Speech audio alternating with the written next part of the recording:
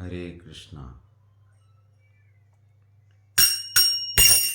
जय राधा माधव कुंज बिहारी।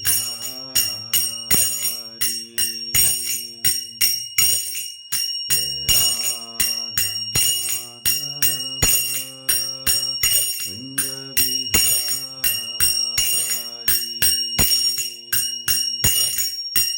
गोपी जनवल्लभ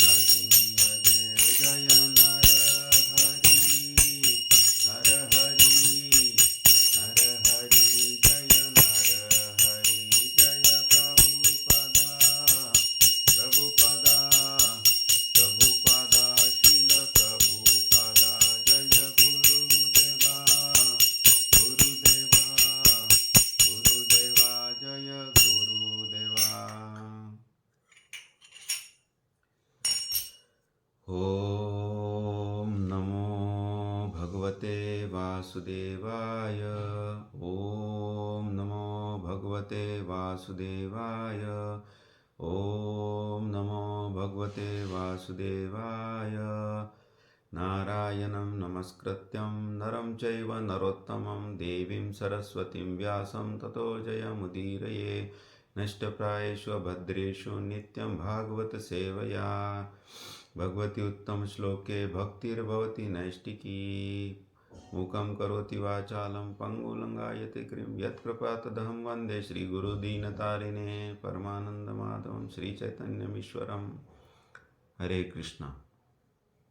तो आज की भागवत कक्षा में आप सभी का स्वागत है। वाञ्छाकल्पतरुभ्यश्च कृपा सिन्धुभ्येव च पतितानां पावनेभ्यो वैष्णवेभ्यो नमो नमः। तो आज का जो श्लोक है, संख्या है छठा अध्याय, छठा स्कंद, चौथा अध्याय और श्लोक संख्या नंबर 13। तो हम पहले श्लोक पढ़ेंगे और फिर शब्दार्थ और फिर तात्पर्य। तो श्लोक इस प्रकार है। अंतर्देहेषु भूतानां आत्मास्ते हरिरीश्वरा सर्वतद्धि तद्धिष्ण्याम् ईक्षध्वम् एवं व तोषिता हि असौ। अंतदेहेषु भूतानाम् आत्मा आस्ते हरीश्वरा सर्वं तद्धिष्ण्याम् ईक्षध्वम् एवं व तोषिता हि असौ।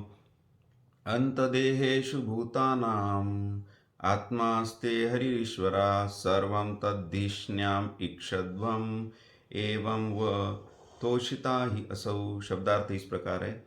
अंतदेहेषु शरीरों के भीतर, भूतानाम सारे जीवों के, आत्मा परमात्मा आस्ते निवास करते हैं, हरि भगवान, ईश्वराः स्वामी या निदेशक, सर्वम समस्त, तद्धिष्ण्याम उसका आवास स्थान, ईक्षध्वम देखने का प्रयास करते हैं, एवं इस प्रकार, वह तुमसे, तोषिता तुष्ट ही, निसंदेह असौ भगवान।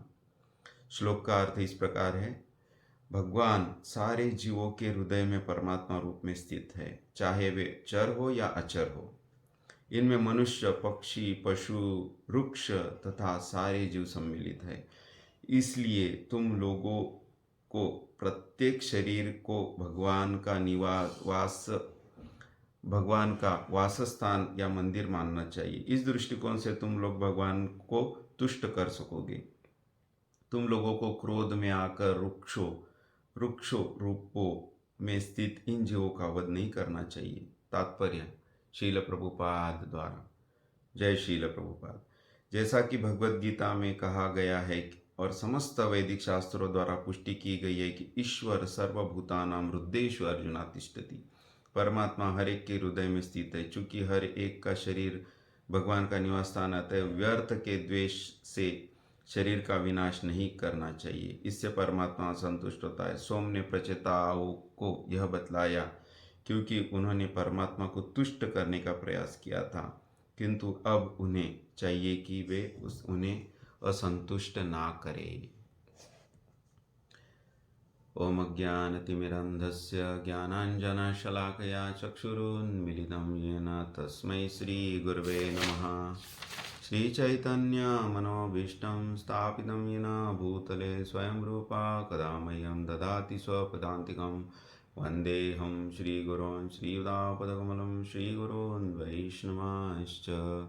श्रीरूपं साग्रजातं सहगना रघुनाथान्वितं तं सजीवं साद्वैतं सावधूतं परिजनसहितं श्रीकृष्ण चैतन्यदेवं श्रीराधो कृष्णपादान् सहगना ललितान् श्रीविशाखान्वितांश्च।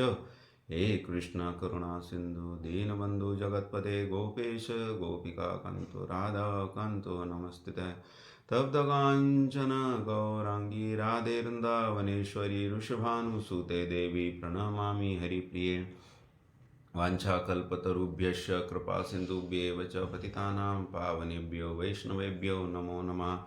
हरे कृष्णा कृष्णा कृष्णा हरे हरे, हरे राम राम राम हरे हरे, हरे कृष्णा कृष्णा कृष्णा हरे हरे, हरे राम राम राम हरे हरे। तो सभी भक्तों का भागवत कक्षा में स्वागत है। आज हम जो श्लोक मिला है वो है छठा स्कंद, चौथा अध्याय और श्लोक संख्या 13।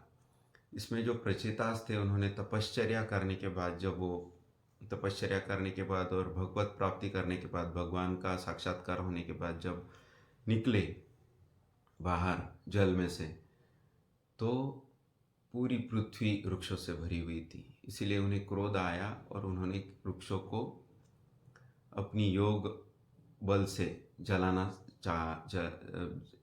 चाहा। तो यहाँ पे जो सोम थे उन्होंने प्रकट होकर उनको बताया कि कैसे हर एक जीव में भगवान स्थित रहते। ईश्वरा सर्वभूतानां हृदयेषु अर्जुना तिष्ठति। इसीलिए कोई भी जीव, चाहे वो चर हो या अचर हो, उसके प्रति द्रोह करना उनके लिए उचित नहीं है, जो कि भगवान को पहले से संतुष्ट कर चुके हैं। तो अभी भगवान को संतुष्ट करना उनके लिए उचित नहीं है। तो हर एक जीव का ये कर्तव्य है कि वो दूसरे जीवों में, चर तथा अचर सब में भगवत बुद्धि करे, और यही हमसे अपेक्षित है। जैसे कि कहा गया है, सिया राम मैं सब जग जानी। भगवान राम और सीता माई का सर्वत्र अस्तित्व है। प्रभु व्यापक सर्वत्र समाना। भगवान चर अचर कोई भी जीव हो, वृक्ष हो, प्राणी हो, चाहे कोई वो चींटी हो या मच्छर हो, हर एक में जीव व्यापक है, सर्वत्र समाना। जीव के साथ साथ भगवान निवास करते हैं हर एक जीव के हृदय में। तो ये हम देख सकते हैं भागवतम में बहुत सारे श्लोक हैं। भगवान भगवद गीता में कहते हैं, ईश्वरा सर्वभूतानां हृदयेषु अर्जुना तिष्ठति, भ्रामयान सर्वभूतानि यंत्ररूढ़ानि माया। इसीलिए भगवान हर एक के शरीर में व्याप्त है। इसलिए हमें हर एक जीव का शरीर मंदिर रूप में देखना चाहिए और उसका सम्मान करना चाहिए और उन्हें प्रणाम भी करना चाहिए कि ये भगवान का अधिष्ट स्थान है। वासना वासुदेवस्य वासितं वासना वासुदेवस्य वासितं जगत्त्रयम् सर्वभूत निवासोऽस्मि वासुदेव नमस्तुते। वासुदेव भगवान का वास सारे चर और अचर जीवों में है। वो जान के हमें दूसरे जीवों के प्रति द्रोह नहीं करना चाहिए, दूसरे जीवों की हिंसा नहीं करनी चाहिए, मांसाहार करके दूसरे जीवों की हिंसा नहीं करनी चाहिए। इससे हमारा हानि होती है, इससे जीव का कोई लाभ नहीं होगा, ये पाप कर्म में आता है। भगवान भगवद गीता में कहते हैं, यो मां पश्यति सर्वत्र सर्वं च मयि पश्यति तस्याहं न प्रणश्यामि स च मे न प्रणश्यति। तो ये जो है, ये भाव हमने रखना चाहिए कि जो मुझे सर्वत्र देखता है, हर चर और अचर, हर जीव में जो मुझे, यो मां पश्यति सर्वत्र सर्वं च मयि पश्यति तस्याहं न प्रणश्यामि, उसके लिए मैं कभी भी अदृश्य नहीं होता हूँ, उसके लिए मैं हमेशा सामने हूँ, और वो भी मुझे कभी भी अदृश्य नहीं होता। और भगवान कहते हैं तीसरे स्कंद में, देवहूति माता को कपिल देव भगवान बताते हैं कि यो माम सर्वेषु भूतेषु संताम आत्मानम ईश्वरम। जो यो माम सर्वेषु भूतेषु संताम आत्मानम ईश्वरम हित्वा भजते मोढ़्यात् भस्मानि वो होती स। जो सारे भूतों में स्थित मुझको नहीं देखता और उसको त्याग के क्या करता है, जीवों के साथ द्रोह करता है और भगवान की मूर्ति रूप में पूजा करता है। यो माम सर्वेषु संताम आत्मानम ईश्वरम हित्वा भजते मोढ़्यात्, और भजन करता है। तो वो क्या कर रहा है, तो वो जो यज्ञ की राख रहती उसमें ये डाल रहा है, आहुति डाल रहा है, उसको कोई फायदा नहीं होगा। यो माम सर्वेषु भूतेषु संताम आत्मानम ईश्वरम हित्वा भजते मोढ़्यात्। मूर्खतावत वो दूसरे जीवों से द्रोह करता है, वो भस्मानी जुहोति, उस वो आहुति डाल रहा है किसमें? भस्म में। तो इस प्रकार इस श्लोक से हम देख सकते हैं कि कैसे हमारा समभाव रहना चाहिए सारे जीवों के प्रति। जीव भगवान का अधिष्ठान जान के हर एक शरीर को हमने उतना ही रिस्पेक्ट देना चाहिए जितना हम मनुष्य को देते हैं। हर एक प्राणी को रिस्पेक्ट देना चाहिए। तो आज हम चर्चा करेंगे जो नवदा भक्ति है, उसमें एक अंग है वंदनम। उस पे श्रवणम कीर्तनम विष्णु स्मरणम पाद सेवनम अर्चनम वंदनम दास्यम सख्यम आत्मनिवेदनम इति पुंसार्पितो चेत भक्ति चेतनवलक्षणा पुन क्रियेत भगवती अद्दा तत्मन्यदितम उत्तम। ये जो प्रहलाद महाराज ने बताया है कि नवदा भक्ति के जो 9 अंग है उसमें एक अंग है वंदन करना। तो ये वंदन करने के बारे में श्रील जीव गोस्वामी पाद जी ने बोला है कि इसके 2 अंग हैं। एक है प्रार्थना करना और दूसरा है नमस्कार करना, प्रणाम करना। तो आज हम इस पे चर्चा करेंगे। हम भागवत में ये देख सकते हैं कि भागवतम पूरा पहले स्कंद से लेकर 12वें स्कंद तक अनेक भक्तों ने भगवान की स्तुति की है। भगवान की स्तुति की है। फिर कुंती महारानी हो, देवहूति माता हो, फिर गजेंद्र हो, फिर प्रहलाद महाराज, ध्रुव महाराज, फिर ब्रह्मा जी, देवता लोग, इन सब ने भगवान की स्तुति की है। तो भगवान को प्रार्थना अर्पित करना ये एक बहुत बड़ा अंग है भक्ति का। और भगवान को नमस्कार करना ये भी एक बहुत बड़ा अंग है। तो आज हम नमस्कार पे चर्चा करेंगे। तो एक शास्त्रों में एक श्लोक आता है, एकोपि कृष्णस्य कृत प्रणामम दशाश्वमेधि भृतेन तुल्या दशाश्वमेधि पुनरेति जन्मा कृष्ण प्रणामी न पुनर्भवेत्। एक प्रणाम की क्या महिमा है। एकोपि कृष्णस्य कृत प्रणामम, एक बार जिसने भगवान को भाव से प्रणाम किया है, एकोपि कृष्णस्य कृत प्रणामम दशाश्वमेधि भृतेन तुल्या, उसका फल क्या है? 10 अश्वमेधि भृतेन तुल्या, उसका फल 10 अश्वमेध करने के बराबर है। दशाश्वमेधि पुनरेति जन्मा, 10 अश्वमेध यज्ञ करने वाला फिर से जन्म लेगा। कृष्ण प्रणामी न पुनर्भवेत्, लेकिन कृष्ण भगवान को जो प्रणाम एक बार अर्पित कर दिया वो फिर से जन्म नहीं लेगा। ऐसे इस श्लोक का तात्पर्य है। तो इतनी महिमा है नमस्कार करने की। तो हम आज इस पे चर्चा करेंगे कि नमस्कार कैसे किया जाए। हम लोग नमस्कार करते हैं लेकिन उसके हमने किस भाव में नमस्कार करना चाहिए। भगवान द्वैत नहीं रहते। भगवान ने भगवद गीता में कहा है, समोहम सर्वभूतेषु न मे द्वेष्योऽस्ति न प्रिया ये भजन्ति तु मां भक्त्या मयि तेषु चाप्यहम्। भगवान सम रहते लेकिन हम विषम रहते।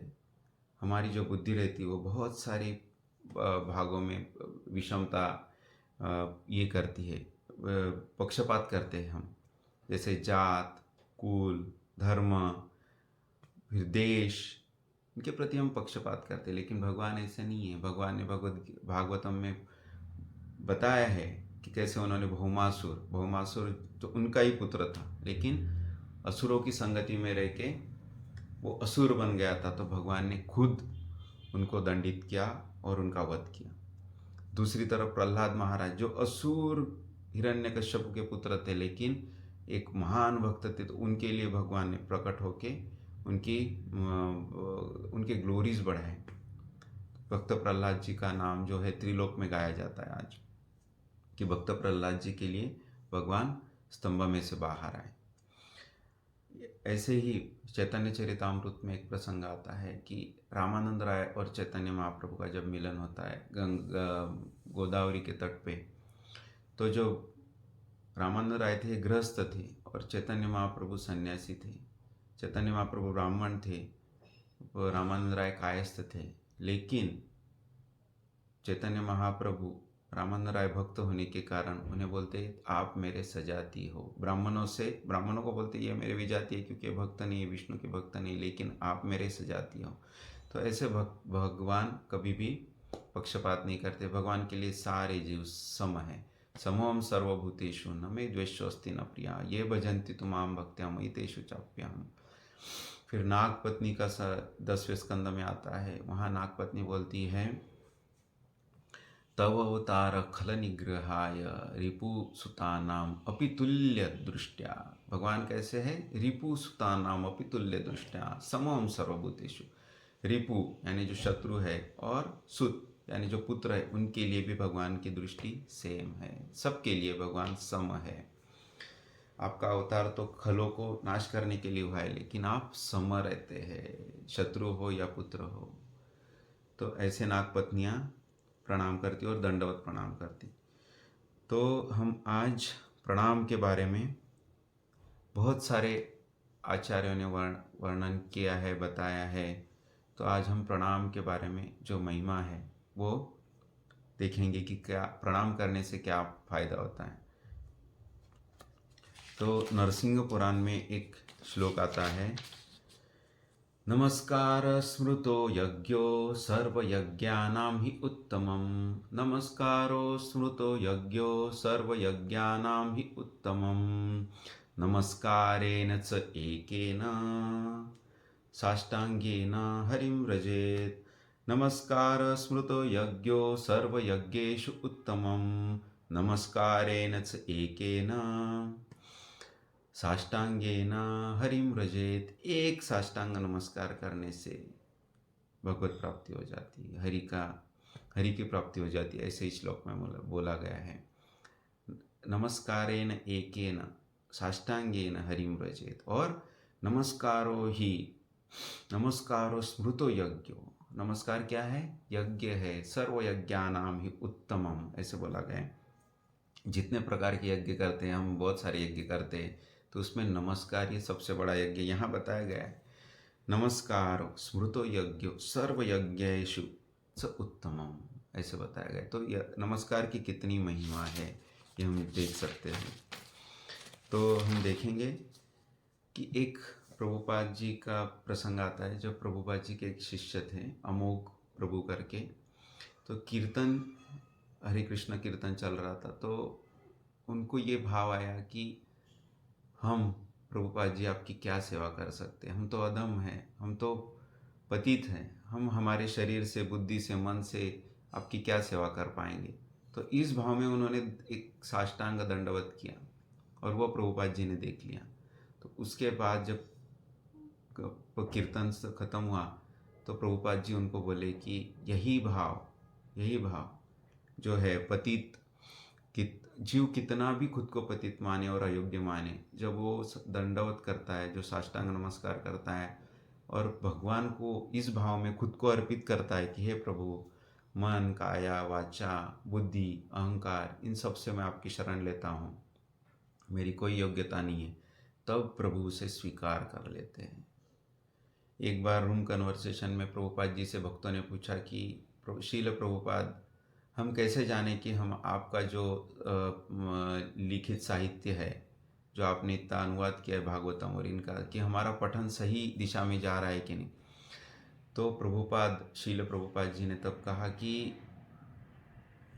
जब वैष्णव सदाचार आप में बढ़ने लगे तो समझ लेना कि आप जो मेरे बुक्स है उनका पठन सही तरीके से कर रहे हो। तो और भक्तों ने पूछा कि वैष्णव सदाचार कैसे पता चलेगा कि ये अच्छी तरीके से पालन कर रहा है कोई भक्त। तो प्रभुपाद ने तब बोला था कि जब भी कोई वरिष्ठ वैष्णव देखे और आप उनको दंडवत प्रणाम कर रहे हो, उनको सम्मान कर रहे हो, तो समझना कि आप वैष्णव सदाचार में पास हो गए। तो ऐसे है, तो हमें वरिष्ठ वैष्णव जब भी मिले दिखे, उनका सम्मान करना चाहिए। हर एक वैष्णव का सम्मान करना चाहिए। वरिष्ठ वैष्णव तो है ही, लेकिन हर एक वैष्णव का हमें सम्मान करना चाहिए, हर एक जीव का हमें सम्मान करना चाहिए, भगवान का अधिष्ठान जान के। शील रूप गोस्वामी पाद जो थे, वो दिन में भगवान को 1000 साष्टांग दंडवत करते थे, 1000 साष्टांग दंडवत, और बाकी के 2000 साष्टांग दंडवत वो करते थे लीला स्थलियों का नाम लेके, आचार्यों का नाम लेके, यानी वो ऐसे राधा कुंड, श्याम कुंड बोल के दंडवत प्रणाम करते थे। फिर गिरि गोवर्धन की जय करके दंडवत प्रणाम करते थे। फिर शील भक्त नामाचार्य शील हरिदास ठाकुर पाद की जय करके दंडवत प्रणाम करते थे। तो हमें देखना चाहिए कि दंडवत प्रणाम का कितना महत्व है और कितना बड़ा अंग है भक्ति में। हम कितने दंडवत प्रणाम करते हैं दिन में? ज़्यादा से ज़्यादा 2, 3, 4, 5, 10, उससे ज़्यादा नहीं। तो हमें जो प्रणाम करना चाहिए उसके लिए भाव चाहिए हमें। हम जब दंडवत प्रणाम करते हैं तो उसकी विधि है, दोरभ्याम पदभ्याम दोरभ्याम पदभ्याम सजानुभ्याम उरसा शिरसा दृशा मनसा वचसा च इति प्रणामो साष्टांग इरितो। तो इसमें ये श्लोक में कहा गया है दोरभ्याम पदभ्याम, यानी हाथों से हमारे हाथ पृथ्वी को टच होने चाहिए। दोरभ्याम पदभ्याम स जानुभ्याम, हमारे घुटने टच होने चाहिए, हमारे पैर टच होने चाहिए और हमारे हाथ टच होने चाहिए। उरसा शिरसा दृशा, उरसा यानी छाती टच होनी चाहिए। उरसा शिरसा और दृशा यानी हमारा सर तो पृथ्वी को होना ही चाहिए, लेकिन दृशा का मतलब ये है कि हमने पहले जिनको दंडवत प्रणाम करना है उनको पहले दृष्टि से देखना चाहिए। ऐसे नहीं कि आगे और तुरंत नीचे गिर गए। पहले भगवान को देखिए, पहले शील प्रभुपाद को देखिए, फिर मनसा यानी मन में भाव चाहिए यानी भगवान के अनंत गुण है, भगवान कितने विभु है, भगवान अनंत है, इतने महानतम है और हम कहाँ हैं। इस भाव में हमने दंडवत प्रणाम करना चाहिए। मनसा वचसा, जब भी हम प्रणाम करते हैं तो हमें जो प्रणाम मंत्र है वो बोलना चाहिए, मुख से प्रणाम मंत्र बोलना चाहिए। तब जाके इस भाव में जब हम प्रणाम करते तो वो स्वीकार किया जाता है भगवान द्वारा या शील प्रभुपाद जी द्वारा या फिर तुलसी महारानी द्वारा। जब प्रभुपाद को प्रणाम करते तो हमारा ये भाव चाहिए कि शील प्रभुपाद, आपने हमारे ऊपर कितनी कृपा की है। आपने आयु के 17वें वर्ष में कृष्ण भावनामृत का प्रचार किया पाश्चात्य देशों में और हमारे भारत भूमि में, तब जाके हमारे जैसे शुद्र जीवों को भक्ति मिल पाई। तो ये भाव में, और नमो जो मंत्र है, नमो विष्णुपादाय कृष्ण प्रेष्ठाय भूतले, ये हमने बोलना चाहिए। ऐसे प्रकार से हमें दंडवत, साष्टांग दंडवत करना चाहिए प्रभुपाद जी को। तुलसी महारानी को जब हम प्रणाम करें तो हमारा भाव ये चाहिए कि तुलसी महारानी, आप कृष्ण प्रेयसी हो, आप कृष्ण भगवान के प्रिय हो। तुलसी को हम गले में धारण करते, तुलसी माला पे हम जप करते, तुलसी के जो हम ये करते हैं, शरीर पे 12 जगह पे अलंकृत करते हैं तिलक। तो ऐसे भाव में जो भोग लगता है उसमें तुलसी रहती है, उसके सिवा भोग ऐसे नहीं होता। तो ये महिमा सोच के हमने तुलसी महारानी को, जो साक्षात प्रकट है तुलसी महारानी के रूप में, ये भाव में हमने दंडवत प्रणाम करना चाहिए। तो ये विधि है साष्टांग दंडवत करने की। दोरभ्याम पादभ्याम च जानुभ्याम उरसा शिरसा दृशा यानी हमने दृष्टि से देखना चाहिए। मनसा वचसा च इति प्रणामो अष्टांगैरिता। बहुत सारे लोग प्रणाम करते हैं मंदिर में आके, लेकिन कैसे करते हैं? हम बहुत सबने देखा है लोग कैसे प्रणाम करते हैं। कोई ऐसे करते हैं, कोई ऐसे करते हैं, कोई ऐसे करते हैं। ऐसे प्रणाम नहीं करना चाहिए। प्रणाम की 3 विधि है, एक है साष्टांग दंडवत, एक है पंचांग दंडवत और एक है शीरकरी। ये 3 प्रकार की विधि है, शास्त्रों में प्रमाणित है। तो साष्टांग तो हमने बताया कि कैसे दोरभ्याम पादेभ्याम और सजानुभ्याम, ये साष्टांग दंडवत प्रणाम करना चाहिए। और जो दूसरा प्रणाम है पंचांग प्रणाम, जो हम बैठ के करते हैं। और तीसरा प्रणाम है शीरकरी यानी ऐसे प्रणाम करना चाहिए। तो बहुत घाई में हो और कहीं जाना है, कहीं कुछ बहुत इम्पोर्टेंट काम है, तो एटलीस्ट ऐसे तो भी हमने प्रणाम करना चाहिए। तो ये भी प्रामाणिक है। तो भागवतम में हम देख सकते हैं कि कितनी सारी ये वंदन के बारे में ग्लोरीफाई किया गया है। कुंती महारानी सब सब सब जगह पे वंदन की महिमा बताई हुई है कि वंदन करने से कितने फायदे हैं। जो कुंती महारानी है, हम देख सकते हैं कि भागवतम में कितनी जगह पे आता नमस्ते नमस्ते नमस्तुते वंदे भजामी प्रपद्ये। ये सब एक बहुत भक्ति का एक बहुत इम्पॉर्टेंट अंग है। श्रवणम कीर्तनम विष्णु स्मरणम अर्चनम वंदनम दास्यम सख्यम आत्मा निवेदनम। तो इनमें एक अंग है वंदन करना, तो उसका ये एक अंग है। एक अंग साधी के बे साधे बहु अंग, निष्ठा हो लो उपजाए प्रेम तरंग। एक अंग में भी अगर निष्ठा हो जाए, एक अंग में, तो भी प्रेम की प्राप्ति हो सकती है। हम देखेंगे कैसे कुंती महारानी की प्रार्थनाएं हैं। कुंती देवी और फिर कुंती महारानी, फिर ध्रुव महाराज, फिर प्रहलाद महाराज, गजेंद्र जी, रत्रासुर और ब्रह्मा जी, देवता लोग, इन्होंने प्रार्थनाएं, अक्रूर जी कैसे प्रार्थनाएं अर्पित की है। कुंती महारानी बोलती है नमस्य पुरुषम त्वाद्यम ईश्वरा प्रकृते परम अलक्षम सर्वभूतानाम अंतर्बहिर्वस्तुतम। कुंती महारानी की प्रार्थना को पहले ही स्कंद में स्थान दिया गया है। तो कुंती महारानी ने जब प्रार्थनाएं शुरू की, तो कुंती महारानी की नमस्य पुरुषम त्वाद्यम ईश्वरा प्रकृते परम अलक्षम सर्वभूतानाम अंतर्बहिर्वस्थितम। नमो पंकज नाभाय, नमो पंकज मालिनी, नमो पंकज नेत्राय, नमो पंकजांग्रे। तो ऐसे हमें भी प्रार्थना करनी चाहिए जब हम नमस्कार करने जाते हैं, साष्टांग दंडवत करने जाते हैं भगवान को। तो ये प्रार्थनाएं हमने लर्न करनी चाहिए और भगवान के सामने कंठस्थ करके बोलनी भी चाहिए।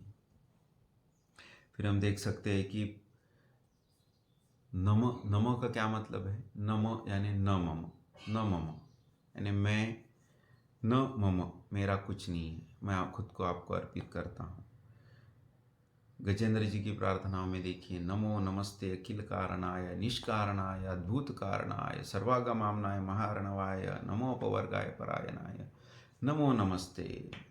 तो भागवतम में ऐसे बहुत सारे श्लोक है जिसमें भक्तों ने नमन किया हुआ है भगवान को।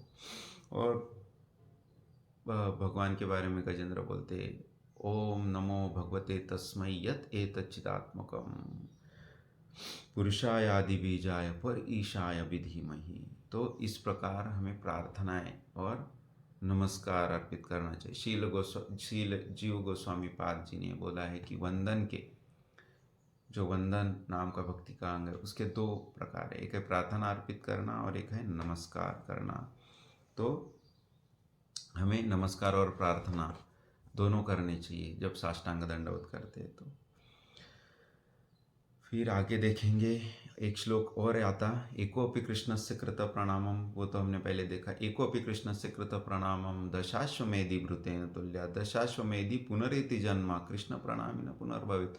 दशाश्वमेधि जो करने वाला, यज्ञ करने वाला है, वो पुनरेति जन्मा फिर से जन्म लेता है, लेकिन कृष्ण प्रणामी न पुनर्भवेत, कृष्ण को एक बार प्रणाम करने वाला फिर से जन्म नहीं लेता। तो देखिए सिर्फ नमस्कार की कितनी महिमा है। और ये नमस्कार हमें किसने दिया, किसने बताया।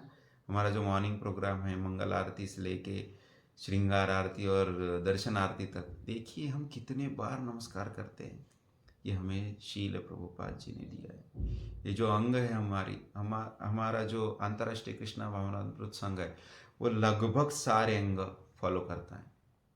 श्रवणम कीर्तनम विष्णु स्मरणम पाद सेवनम अर्चनम दास्यम सख्यम आत्मनिवेदनम वंदनम दास्यम सख्यम आत्मनिवेदनम। तो लगभग सारे अंग जो है वो हमारे अंतर्राष्ट्रीय कृष्णा भावनामृत संघ में फॉलो किए जाते। और वो हमें किसने दिए हैं, शील प्रभुपाद जी ने। तो हमें कितना कृतज्ञ होना चाहिए प्रभुपाद जी का कि एक नमस्कार की इतनी महिमा है। एक साधा अष्टांग नमस्कार, एकोपि कृष्णस्य कृत प्रणामम कृष्ण प्रणामी न पुनर्भवे। तो ये सब हमें दिया है, इसलिए प्रभुपाद बोलते कि एक ही जीवन में हम जा सकते हैं, भगवत प्राप्ति कर सकते हैं। आगे देखते एक श्लोक है, दुर्ग संसार कांतारम अपारम अभिधावताम एक कृष्णे नमस्कारो मुक्ति तीरस्य दैश। एक कृष्ण के नमस्कारो मुक्ति तीरस्य दैशिका, मुक्ति मिल जाती एक कृष्ण के प्रणाम से। यहाँ पे एक नमस्कार से मुक्ति प्रदान। एक नमस्कार करके विभीषण को लंका का राज्य दे दिया राम जी ने। राम जी का व्रत है, सक्रदेव प्रपन्नो यस्तवस्मि च याचते अभयम सर्वदा तस्मै ददामि तत्व्रतम मम। भगवान राम को जब विभीषण शरण गए तो बहुत सारे जो राम भगवान की तरफ से थे, तो उन्होंने नहीं बोला कि इनको शरण में मत लीजिए। जैसे सुग्रीव जी और हनुमान छोड़ के लगभग सारे जो थे बड़े बड़े योद्धा, वो प्रभु राम को नहीं बोले कि इनको शरण में मत लीजिए। लेकिन तब राम जी ने बोला है कि जो मुझे एक बार सक्रदेव प्रपन्नो यस्तवस्मि च याचते, एक बार कहता है कि हे भगवान, मैं मनसा काया वचसा बुद्धि अहंकार सबसे आपको प्रणाम, आपको शरण आ गया हूँ। सक्रदेव प्रपन्नो अस्मि यस्तव च याचते अभयम सर्वदा तस्मै। मैं उसको क्या देता हूँ? अभय देता हूँ, अभय देता। एक प्रणाम किया था विभीषण ने, सिर्फ एक प्रणाम, एक सक्रदेव प्रपन्नोस्मि, तो उन्हें लंका का राज्य दे दिया। और वही लंका का राज्य में लाने के लिए रावण को क्या करना पड़ा? जो संपदा शिव रावण ही दीन दिए दसमात, बार बार सिर काट के देने पड़े शिव जी को, वो संपदा विभीषणी सकुची दिए रघुनाथ। भगवान राम ने उनको कैसे दिया था वो संपदा? सकुची, सकुची यानी संकुचित भाव से, कि अरे मैं इनको क्या दे रहा हूँ, ये लंका, अरे क्या है, लंका से क्या होगा, ये भाव में प्रभु राम ने सिर्फ एक प्रणाम करने से उनको लंका दे। वहीं पे बोला था प्रभु राम ने कि लंकेश, जब पहली बार उनको मिले विभीषण को, तभी बोल दिया कि आप लंकेश हो। तो एक प्रणाम किया था विभीषण जी ने और उनको मिल गया लंका का राज। नमस्कार स्मृतो यज्ञो सर्वयज्ञानां उत्तमम सर्वयज्ञेषु हि उत्तमम नमस्कारेण चैकेन साष्टांगेन हरिं व्रजेत्। भगवद गीता में भी हम देख सकते हैं, भगवद गीता में बहुत दो बार भगवान ने बोला है, मन मना भवो मद भक्तो मद्याजिमाम नमस्कुरु। 9वें अध्याय में और 18वें अध्याय में, कि मन मना भवन मद भक्तो मद्याजिमाम नमस्कुरु, तो नमस्कार करो। ये भी भक्ति का अंग है, ये भगवद गीता में भी भगवान ने बताया। जब माता यशोदा भ्रमित हुई थी, जब उन्होंने देखा कि छोटे भगवान कृष्ण भगवान के मुख में उन्होंने ब्रह्मांड देखा, तो वो भ्रमित हो गई। जो उनका माधुर्य भाव था, जो वात्सल्य भाव था, उसके ऊपर ऐश्वर्य भाव हावी होने लगा कि मैं भी योग करना चाहती हूँ, मैं भी योगी बनना चाहती हूँ, ये जो माया है इससे बाहर आना चाहती हूँ।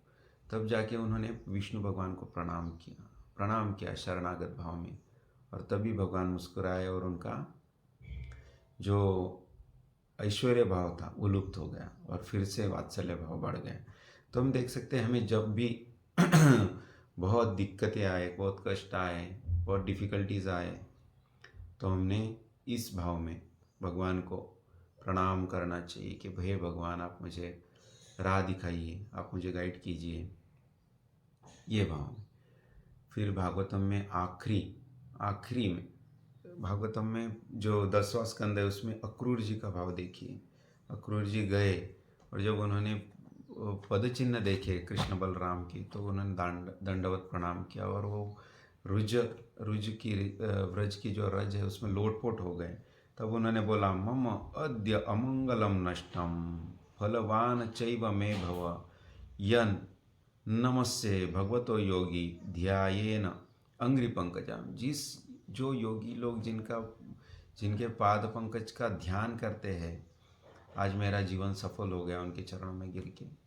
तो ये है दंडवत करना, यही भाव में हमने दंडवत करना चाहिए। जो अक्रूर जी का भाव था, वही भाव में हमने मम अद्य अमंगलम नष्टम, मेरे सारे आज तक के अमंगल नष्ट हो गए।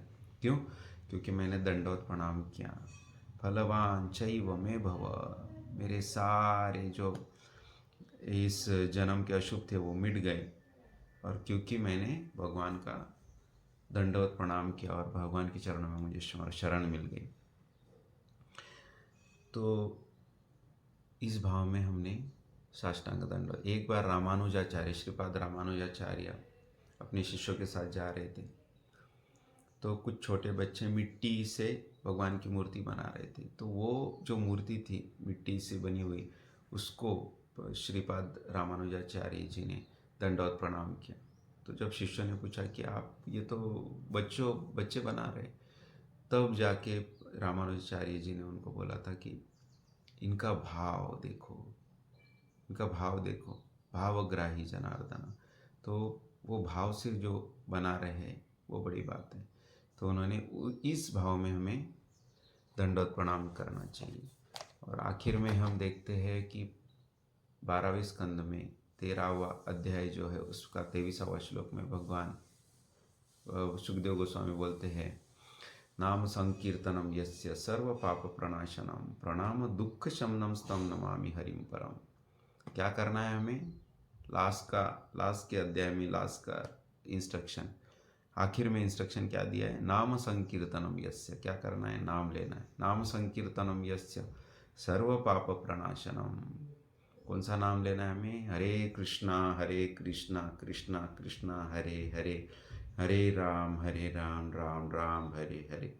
नाम संकीर्तनम यस्य सर्व पाप प्रणाशनम प्रणामो दुख शमनम स्तम। प्रणाम करना है, प्रणाम दुख शमनम स्तम नमामि हरिम परम।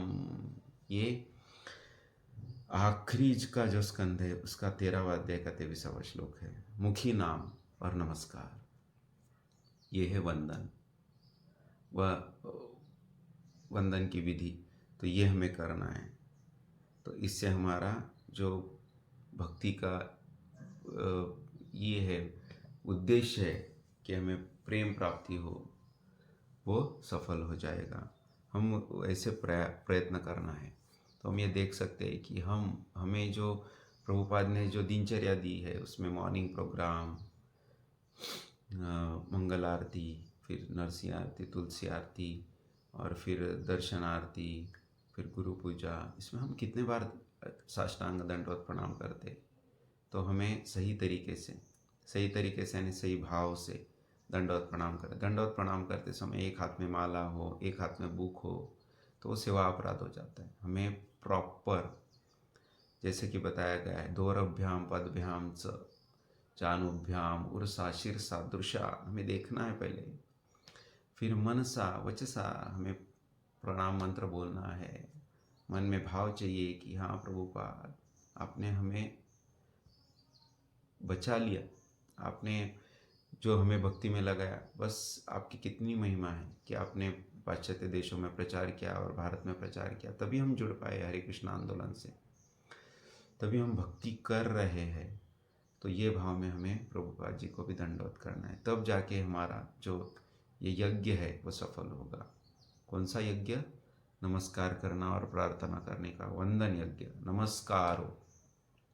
नमस्कारो स्मृतो यज्ञो सर्व यज्ञेषु उत्तमम नमस्कारेण च एकेन साष्टांगेन हरिम रजेत। नरसिंह पुराण का श्लोक।